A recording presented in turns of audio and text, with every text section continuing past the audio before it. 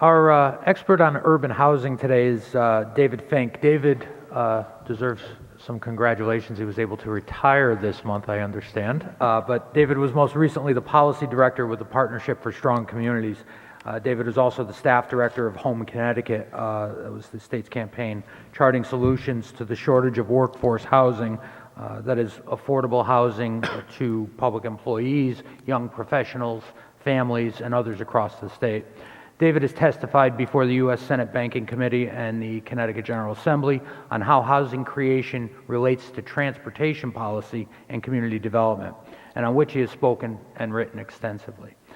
Prior to joining the partnership in 2004, David had a broad-ranging 25-year career.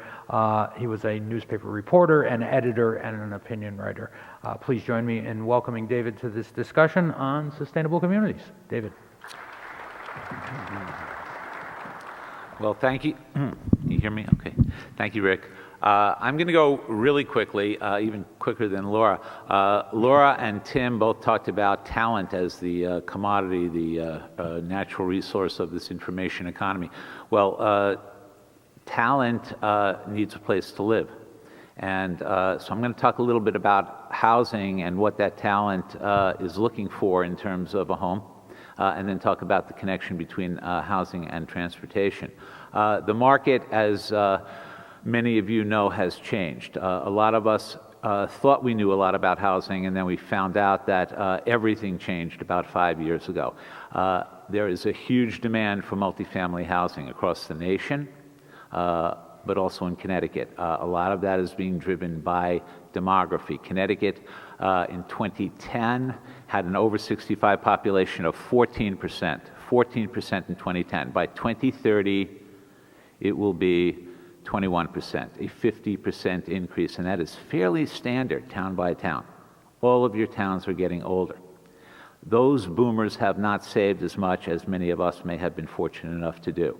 36% of people 55 to 64 within 10 years of retirement have less than a year's income in the bank. So those people, if they own a home in your town, are looking to sell it, and they need to sell it because they need the equity that's in that home. They are demanding multifamily housing. That is smaller, denser, more affordable, walkable to the town center, near the dock, near church. So they want multifamily housing. Then millennials, we're sixth in the nation in education debt, a little under $30,000 per on average. But if any of those young people have gone to private school or graduate school, they have way more than that. They want smaller, denser, more affordable, walkable. Number one, because they can't afford to get a mortgage. Number two, because their lifestyle is not to mow the lawn and rake the leaves and shovel the snow and take care of a big single-family home. The problem that all of our towns have in this region, but also statewide, is that we have too many single-family homes and not enough multifamily homes. Connecticut grew, other than Lower Fairfield County, primarily from 1970 on. Why? Because baby boomers like me were then in their 20s and we all wanted single-family homes. So this is an unbelievable number. 122 towns, 3/4 of the towns in the state, built the bulk of their housing, 40% or more from 1970 on, built all these single-family homes. So that today, 2/3 of those towns, 114, 70% of the housing stock is single-family, or 70% or more. So that's a problem, because all those people who own the single-family homes want to sell them now. And towns are facing a mismatch. Too many sellers, not enough buyers. And so we just did these numbers. We got them from OPM. 2008 to 2013, most recent numbers, 151 towns have either seen flat or falling grand lists, real property grand lists. That's a problem for every first selectman and every mayor in the state. Because when that goes down, what do? They want to retain services, so they have to increase the mill rate.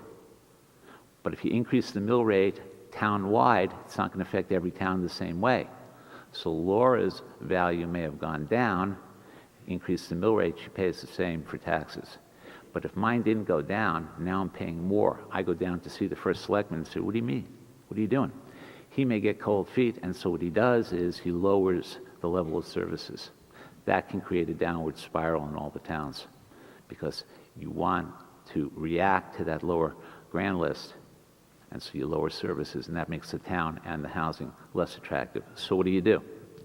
You need to give the market what it wants, and what the market wants right now is multifamily housing, from those boomers, from those millennials, from all the people who are working in town hall.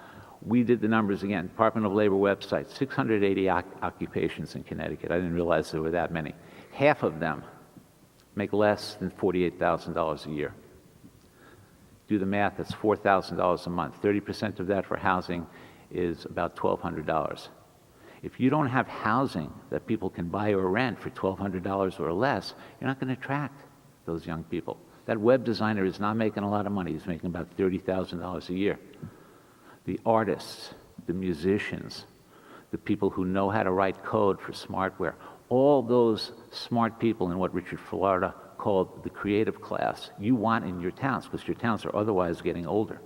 You want those people to move to town, put down roots in town, and buy the homes of all those baby boomers, or your grand lists are going to shrink. We can have the next slide. So, how does housing connect to transportation? Excuse me. We have about 40 towns in the state that either now or will have connection to rail transit. We have many more with bus rapid transit.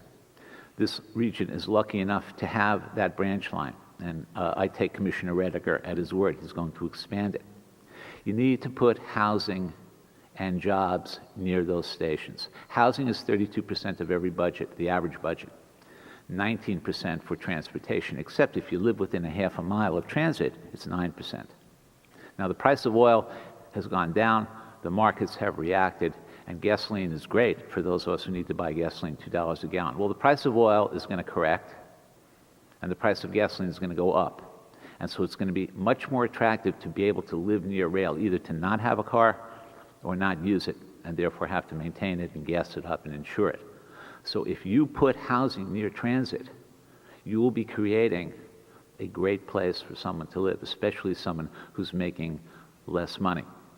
It's also a place you can put it where people in the town will not freak out about it.